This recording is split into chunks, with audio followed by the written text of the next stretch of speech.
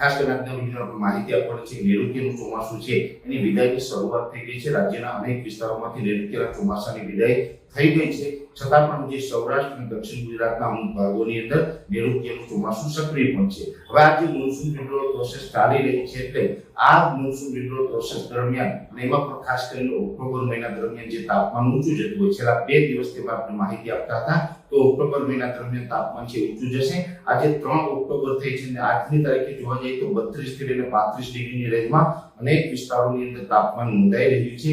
ત્યારનું આપણે જણાવી દઉં કે આ તાપમાન હજુ 35 ડિગ્રી કરતા પણ ઉપર જાય તેવી શક્યતાઓ છે। આ ઊંચું તાપમાન છે એ સાથે આપણે 850 અને 700 HPA લેવલે ભેજ રહેલું છે। આ ઊંચું તાપમાન અને ભેજને કારણે જે લોકલ સિસ્ટમ બંધાતી હોય છૂટાછવાયા વરસાદો છે એ નોંધાતા હોય છે। એવી જ રીતે હવે લોકલ સિસ્ટમ આવનારા દિવસની અંદર બંધાય તેવી શક્યતાઓ છે। આમ તો થોડોક અંદાજ આપણે થોડા દિવસ પહેલા આપ્યો પણ હતો, જેની અંદર જોવા જઈએ તો લગભગ 8-9 તારીખ આસપાસથી આપણે રાજ્યના છૂટાછવાયા વિસ્તારોની અંદર વરસાદની શરૂઆત થઈ શકે છે।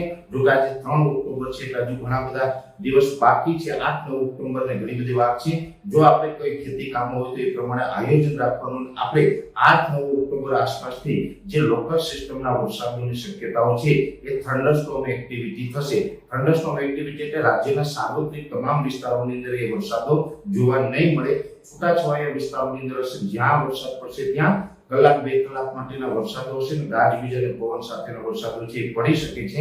આ જે થંડરસ્ટોર્મ છે એ લોકલ સિસ્ટમોને કારણે થતા હોય છે, જે આપણે 850 અને 700 HPA લેવલે ભેજ છે, જ્યાં વિસ્તારની અંદર જે વિસ્તારનું તાપમાન છે સવારથી લઈને બપોર સુધીમાં ઊંચું જશે, એ ઊંચા તાપમાનને કારણે જે લોકલ સિસ્ટમ બંધાશે એ લગભગ જ્યાં વરસાદ પડે ત્યાં 1-2 કિલોમીટરના એરિયામાં પડતો હોય છે। સાર્વત્રિક કે સમગ્ર વિસ્તારમાં એ વરસાદ ન હોય, જેની દરેક મિત્રોએ નોંધ લેવાની છે। એટલે આ વરસાદો છે લગભગ 8 અથવા 9 ઓક્ટોબરની આસપાસની શરૂઆત થઈ શકે છે અને છૂટાછવાયા જ્યાં વરસાદ પડશે ત્યાં ગાજવીજ અને પવન સાથેના આ વરસાદો જોવા મળશે। અને આ વરસાદનું જે સેશન હશે એ લગભગ 4 થી 5 દિવસ દરમિયાન આ મંડાણી વરસાદ જોવા મળે તેવી શક્યતાઓ છે। અમુક જગ્યાએ તીવ્ર થંડરસ્ટોર્મ પણ થઈ શકે છે અને એ જે વરસાદો છે એ મોટાભાગે મેં આપણે જણાવ્યું એમ સૌરાષ્ટ્રના વિસ્તારો અને દક્ષિણ ગુજરાતના વિસ્તારોની અંદર વધારે એની તીવ્રતા રહે તેવી શક્યતાઓ છે। આ વિશેની સંપૂર્ણ માહિતી છે એ રેગ્યુલર અમે આપણા સુધી પહોંચાડતા રહીશું। ખાસ દરેક ખેડૂત ભાઈઓએ ધ્યાન રાખવાનું છે કે આપણે